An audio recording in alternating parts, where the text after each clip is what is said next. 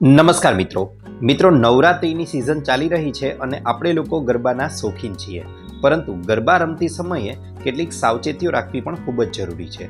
જેમ કે તમને જણાવું તો જ્યારે તમે ગરબા રમો છો ત્યારે ચક્કર આવવાની સમસ્યા થાય, છાતીમાં દુખવા લાગે, માથું દુખવા લાગે, ઉલટી જેવી સમસ્યા થાય, ઉપરાંત તમને લોકોને શરીરમાં ભારેપણું લાગે, પરસેવો ખૂબ વધારે થાય, ખૂબ મૂંઝવણ થાય, ગભરાટ થાય અથવા શ્વાસની તકલીફ તમને જોવા મળે તો ગરબા થોડો સમય સુધી અવોઇડ કરી, સ્કીપ કરી અને તમારે લોકોએ આજુબાજુમાં રહેલી ખુલ્લી હવામાં બેસવું જોઈએ અને શાંતિથી આરામ કરવો જોઈએ, માનસિક રીતે સ્થિર થવું જોઈએ, હળવું થવું જોઈએ અને તમામ પ્રવૃત્તિઓ બંધ કરવી જોઈએ।